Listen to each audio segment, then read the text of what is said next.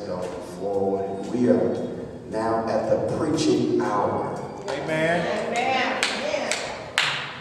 I'm so happy to have in this house again my pastor and my first lady from the St. John Church in Edgewater, Alabama. These two people nurtured me, cared about me and loved me, sent me forward to do the work that I do. Amen. So everything that I do that is good, I credit it to them. Amen. But when I do stuff that's not good, that's on me. Because they taught me right. And we're pleased, we're pleased. Our preacher this morning is my father in the ministry, Amen. the Reverend Dr. Jonathan McPherson. And I just want to share a little bit about him. I'm holding a picture that was taken in 1963. And I want to help us. I want to help us this morning. Leading the line is Dr. Martin Luther King and his partner, buddy, co-laborer in the struggle, Reverend Abernathy. And they're at the front of the line. And now there are two distinguished gentlemen just behind Dr. King. But the first person in the very third row of the march is Dr. McPherson. Amen. Fearless, courageous. See, a lot of folk, I've been around these kind of events, and a lot of folk claim to have marched with Dr. King. One man said he had dog bites on him and pulled up his leg, and that man had never even been to Birmingham. So when I started asking folk for who make those claims, give me some evidence. Amen. Give me a sign. Somebody snapped a picture. Show me that you were, because you know when everybody try to ride in on something. Here's the picture, ladies and gentlemen, brothers and sisters. Here is the picture. And we want to make these available at the museum. This evening we're going to get copies of these at the museum. I'm so thrilled to get a clipping out of the Birmingham Times. My brother, the late Dr. Murray Morrow, sent me a clipping, and it was my pastor holding a gun. That was the big picture in the Birmingham Times, my pastor holding a gun. So I read with haste the article to see what was going on. And the reporter realized that Dr. McPherson was writing his memoir. And a part of this memoir, he talks about where he was one of the guards around the house that Dr. King stayed in when he came to Birmingham. You know, wouldn't let him in the hotel. And so, because of the Klansmen and all of those people that wanted to do him harm, he would sleep in the home of one of Birmingham's fine businessmen, and there were young men with guns guarding the house all night long. That's the kind of courage Dr. McPherson has. And I'm going to read this because it's important. I want to read this, what's on the back of this book. because this ought to be in everybody's house. It ought to be in everybody's house. It chronicles the life and work of Dr. McPherson, pictures of his parents, Sister Agnes's parents, their children, their grandchildren. It's a page turner. It's a page turner. And you would want to have it, you want to have an autographed copy, because that's the man that we have with us today, who is not ashamed, who is not afraid, who has always been on the front line of truth and justice. And so let me read from this book. The title of the book is A Drum Major for God and a Perfume Sprinkler for Man. Amen. What a title of a memoir. I remember, let me say this and I'm going to read, and my two daughters are going to come and minister before I speak, so y'all get ready. Thank you. That's what it's, to have good children, you could call them and ask them to do stuff that they didn't know they were going to do. They don't get mad and look at you cross-eyed and all that stuff. So Dr. McPherson was one of my professors in college, and I was taking a physical science class from Dr. McPherson. Physical science. Stand up, Rebecca. Stand up. This is our scientist in our church. This young lady studied DNA methylation in the 11th grade at UCLA. She is a senior.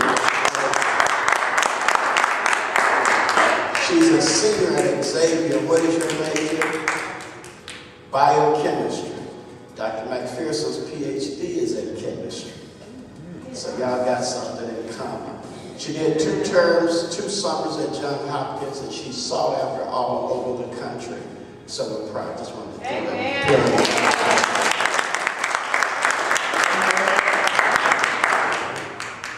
I have so many wonderful memories of Dr. McPherson.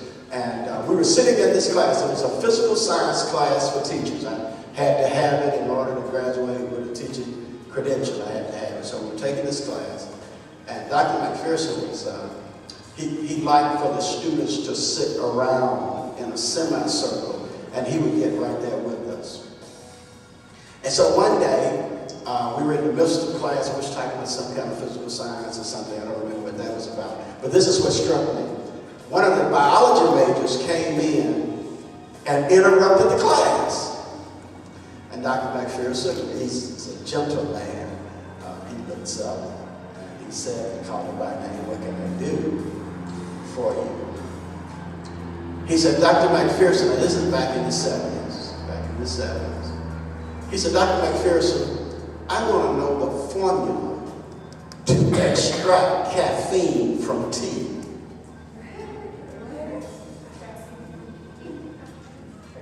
Dr. McPherson thought for a moment, gave the man the formula, he wrote it down, and he went on about his business. But that struck me. Number one, because I didn't know tea had caffeine. Right. You'll get that next week. But a brilliant man, brilliant man, and a lover of people and a builder. What I am is because of this man right here. Amen. The reason that I keep moving, keep pushing the limits, keep expanding, and keep growing is because of him. I want to read from his book, from the back of his book. The Reverend Dr. Jonathan McPherson, owner of a doctorate in chemistry, noted educator, civic leader, longtime pastor of the St. John Baptist Church in Edgewater, Alabama, 47 years as pastor of that church. As a Miles College professor, he was a key organizer in the Birmingham Selective Buying Campaign, essentially a retail boycott. The action paved the way for the pivotal Birmingham civil rights demonstrations of 1963, which drew the Reverend Dr. Martin Luther King Jr. to the city. He marched and was arrested on April 12, 1963, in a civil rights demonstration led by Dr. King. It was during this incarceration that Dr. King wrote the famed letter from a Birmingham jail. Dr. McPherson also served as temporary guard for Dr. King during his stay in Birmingham. Dr. McPherson, a humble man, also registered approximately 500 people to vote in Birmingham in the late 1950s through the passage of the 1965 U.S. Voting Rights Act. He also helped challenge bus segregation in Birmingham during the 50s by riding in the white section of a transit vehicle. Reverend McPherson was also the first black person to pass the civil service exam in Birmingham in an effort to show that blacks possess the intelligence to be city officers.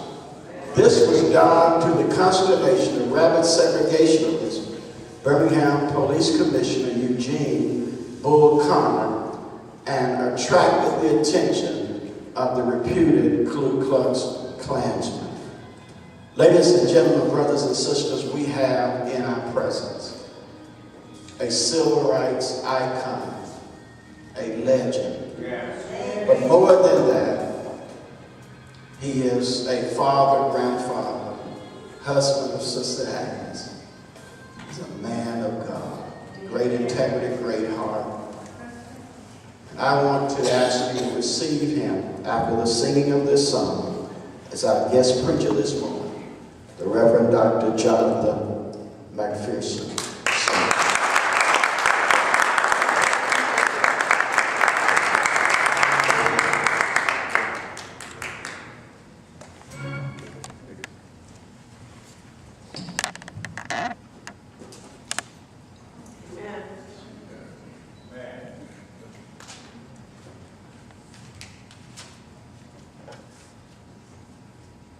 Praise the Lord, everybody.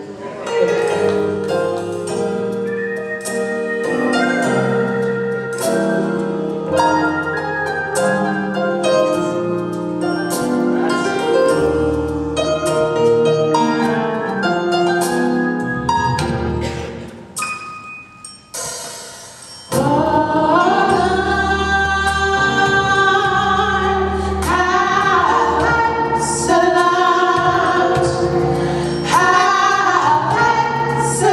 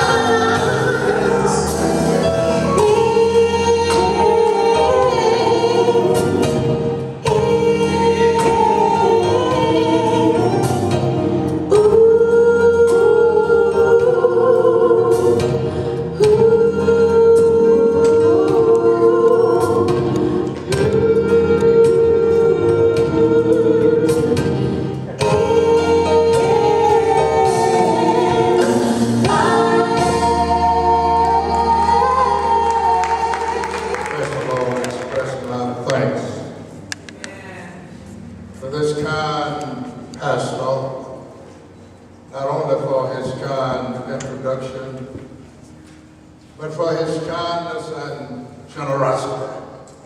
Amen.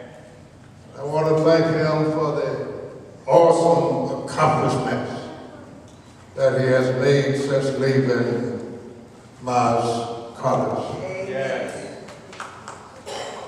Pastor Morrow remembered one incident, but I wonder, does he remember when he shared with me before he got full blown into the ministry? This came to my memory when he was singing in a prayer, please pray for me. I remember he made the statement that he would be another Jimmy Swaggart. But I want him to know that he has gone beyond Jimmy Swaggart.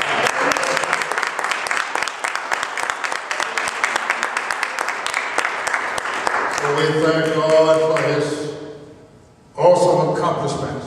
Yes. We thank God for his influence, what he means, California, and to the body of Christ. Amen. Thank you, Sister Evan, Sister Anthony, Pastor George. We have been blessed by all that you have said and all that you have done. And I'm just thankful to have my helpmate of 52 years.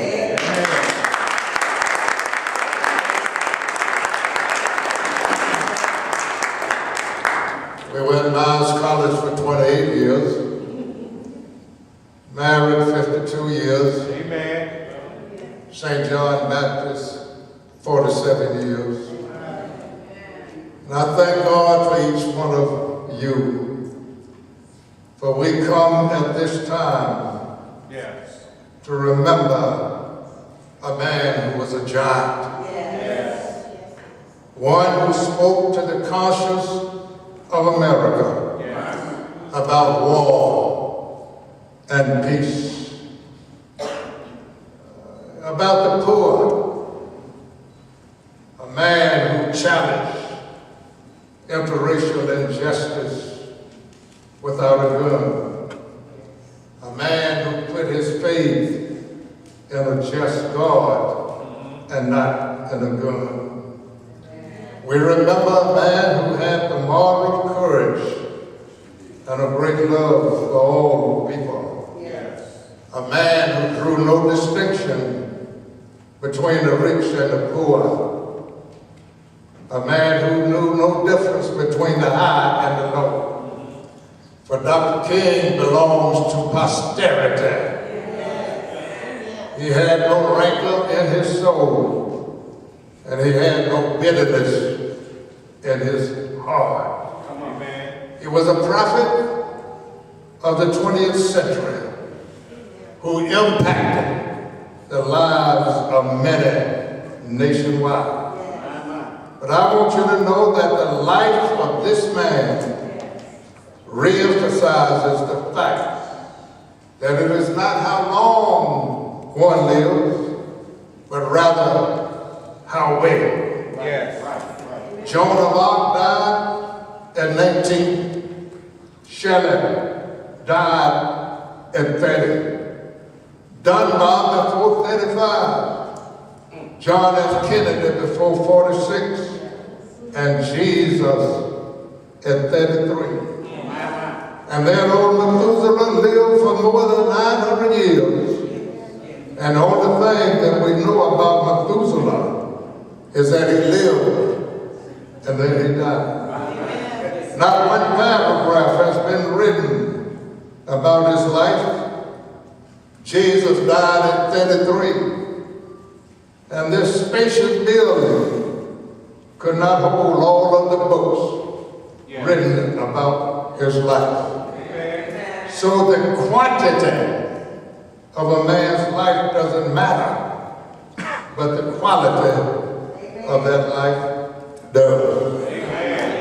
But I'm thankful for the opportunity to preach the truth that opened men's eyes. Say a word about the way that God makes people.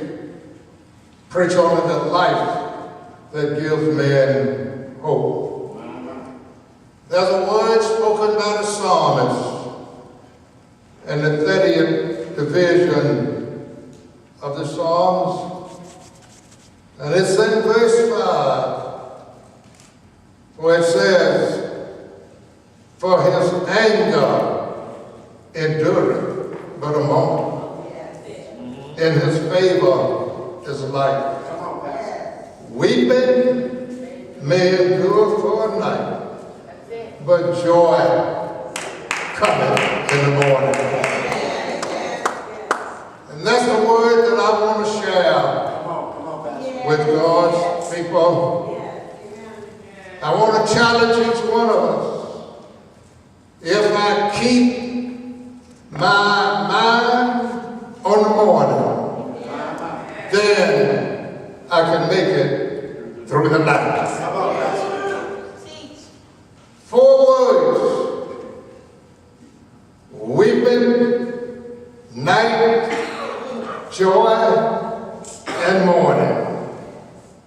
Weeping is associated with the night, while joy is associated with the morning.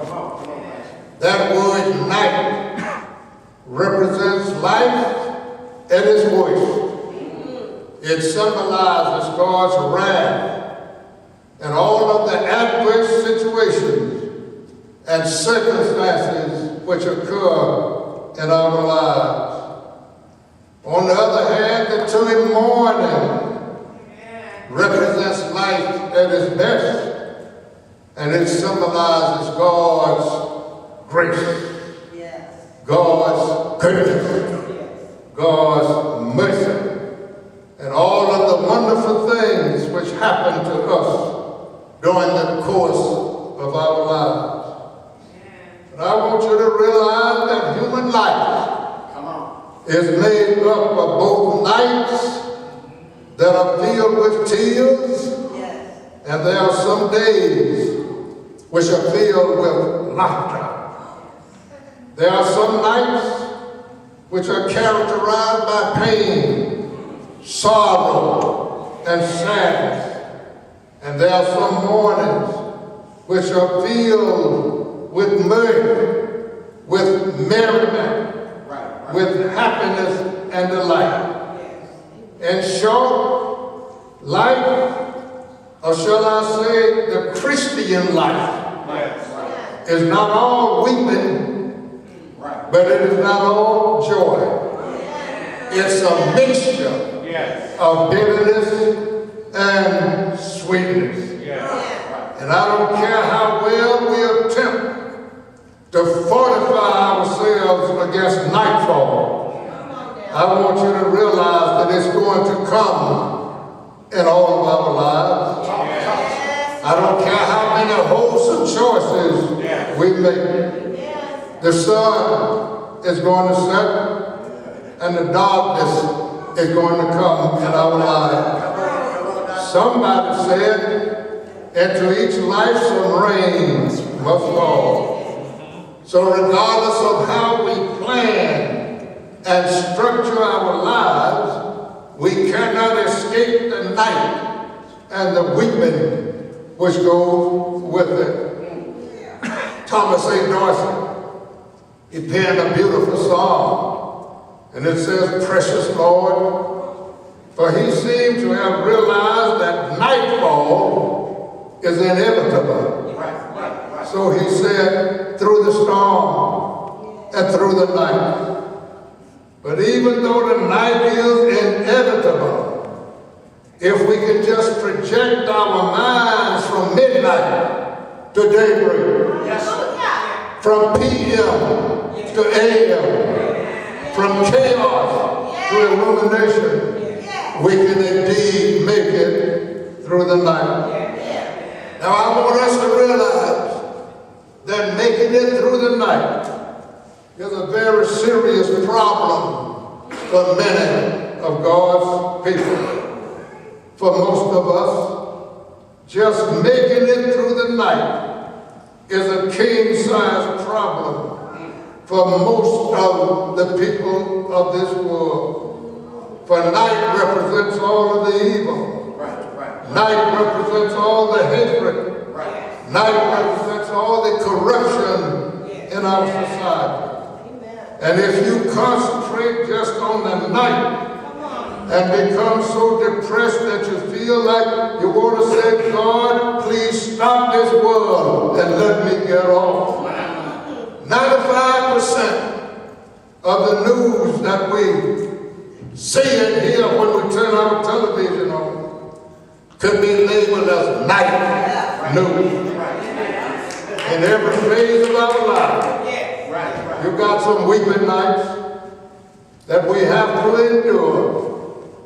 Most of the suicides which occur are committed because people can't cope with the various nights in their life. Now, people choose various ways of making it through the night. Some of them seem to drown in dead their knees with drugs and alcohol, only to find out that when they sober up and when they dry out, it's still night. But a good way to cope with the night is found in the words which says, when I'm worried and can't sleep, I count my blessings. Then I fall asleep, counting my blessings.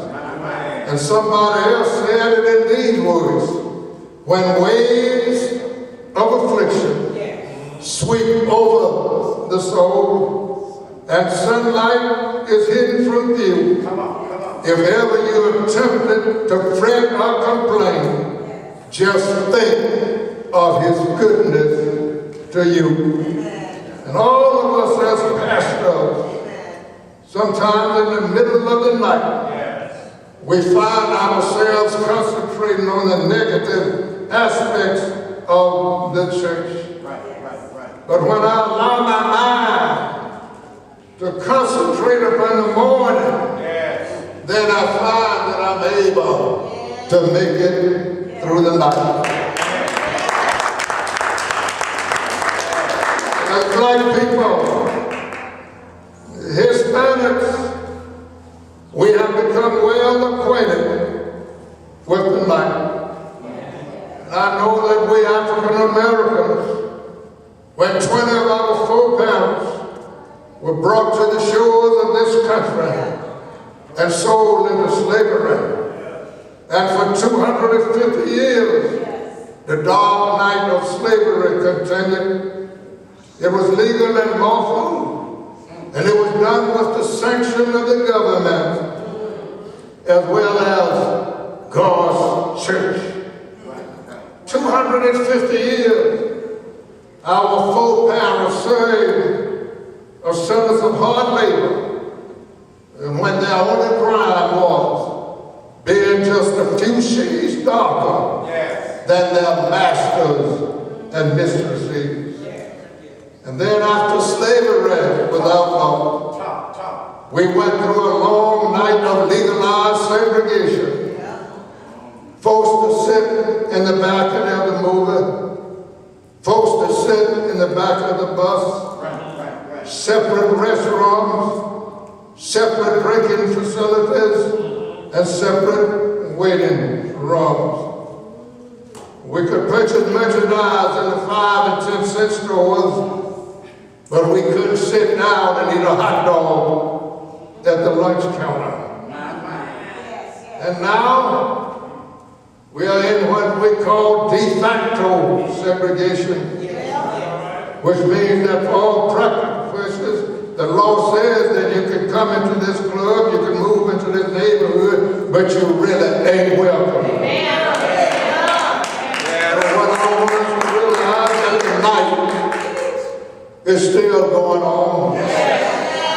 Racial tension, since these Republicans have gained a majority in Congress, we never have seen a president who was disrespected.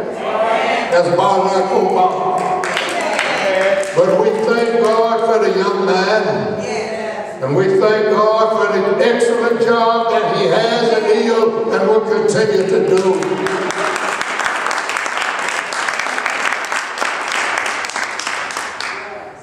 We came through because we were able to keep our minds focused on the morning.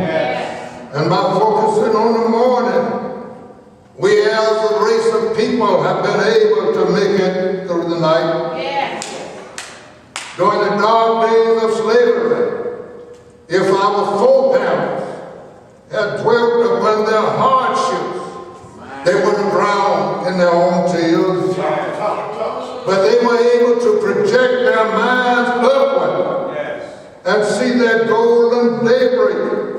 And they would start singing, I'm so glad that troubles don't last always. In other words, they were saying troubles may endure for the night. Troubles may continue for a season. Troubles may go on for a long time. But I know that when the night is over, there'll be joy in the morning. That's what keeps us going today. We know how it is on this racial scene. We still have darkness. There's still night in America. Despite all of the progress that has been made, the night is still going on. Some instances in many areas, not only of the South, but throughout this country, is my midnight. Just look at some of the talk shows do, especially Fox News. And if you don't believe it, some folks who are controlling our government, they are still plagued and have a degree of racism and bigotry that it is sickening. When I look at the president with the stroke of the pen, signing an immigration bill, and now these other folks, the Republicans, I asked down in Birmingham what happened to the Ku Klux, what happened to all of the racists. I'll tell you what happened. The Ku Klux White Citizen Council and all, they went into the Republican Party. And now, despite what Obama has done to him, millions of immigrants, they want to overturn what he has done. But we're not going to sing our swan song and throw in the towel.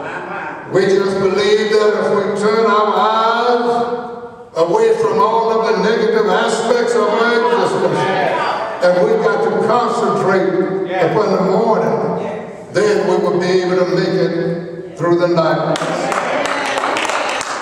I want to say to all of us, African Americans in particular, we got to realize that many of our prolonged midnights cannot be blamed on anybody but ourselves. And you ask me, why do you say that?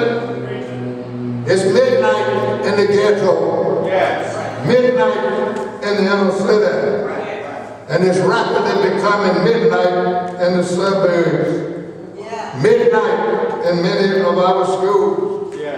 I realize that we are the victims of an unjust system. And I know that the races and the biggest thrive upon keeping us down. But I still say that in too many instances, we are contributing heavily to the length of our midnight. I know that the other folks manufacture the guns and the bullets, but you don't have to buy their Saturday night specials, and you don't have to shoot each other down. We got to realize if we don't stop killing each other, we'll never make it through the night. And I know that other people got airplanes, and they can bring dope into our community, and they're getting rich in the process. But I tell you one something, we don't have to sell their dope, and we don't have to buy There's no I know that other folks on the television stations and the radio station, they televise and broadcast a steady diet of filth and garbage to poison the minds of our young people. But I tell you something, you don't have to look at it. You don't have to listen to it. You don't have to act out all of the acts of sexual perversion which are suggested by some of these so-called artists. But what I'm saying to our folks, if we don't clean up our act and begin to practice some higher standards of moral conduct and common decency, we never will make it through the night. But I want to tell you, as I bring this message to a close, if we can concentrate upon our strengths and overcome our weaknesses, if we can, as Jesse Jackson says, keep hope alive, keep our eyes on the prize, we can make it through the night. Because when I read this Bible, it's got a record of various persons who had experienced a long midnight where they had suffering and weeping with all of the day. A good example of this is Joseph, the 11th son of Jacob. His night lasted for 12 years. He served a 12-year rack for a sexual crime that he did not commit. But during all of those years in prison, he never became bitter. He knew that if he was going to make it through the night, he would have to keep his eye focused upon the morning. And that's what he did. After enduring that night, which lasted for 12 years, joy finally came one morning. He was released from prison, and in a very short while, he was the second highest ranking man in all of Egypt. And then there was David, the one who wrote our text. He wrote out of his own experience.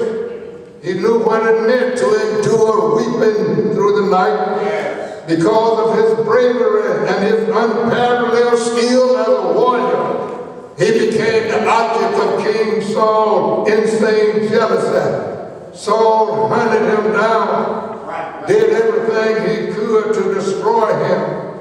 But David, instead of thinking of the darkness of the night, he kept his eyes focused upon the morning.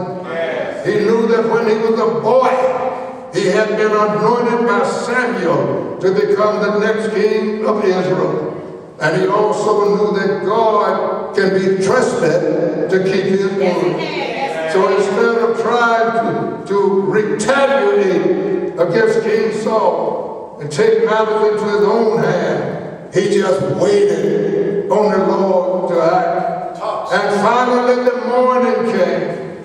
When Saul was removed from the scene, David became king, and he united all the tribes, and he still now looked upon as Israel's greatest king.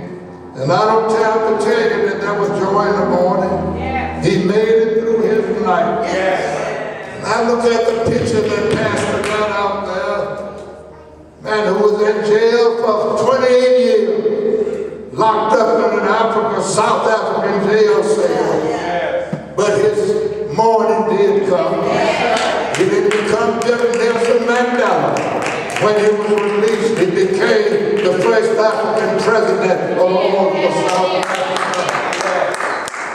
But I want to close by saying the best example of somebody making it through the night is Jesus Christ. Jesus Christ was arrested around midnight, a Thursday night, and he knew that his arrest was the beginning of a long night of pain and suffering. All night long, they falsely accused him. They lied on him. They slapped him. They spat upon him. They whipped him like a common criminal. and they called him everything but God's only begotten Son. Yes. And Thursday night was a long, dreary night of pain and suffering. Yes. And even when the morning came, it was still night. Because all day Friday was still a part of the night in the life of Jesus. When they scourged him at Pilate's judgment hall, that took place on a Friday morning. But it was still a part of the night as far as Jesus was concerned. And when they placed an old rugged cross upon his shoulder and made him carry it up Calvary's rugged ground, although it was morning on the clock, it was still part of the night. And when they nailed him to that cross about 9 o'clock that morning, it was still a part of the night. And when he hung there for 6 long hours, that was a part of the night. But Jesus knew that if he endured the night, his victory would come on Sunday morning. So the night went on. It went on all day Friday. They took him down and buried him. And the night went on all night Friday night. The night went on all day Saturday.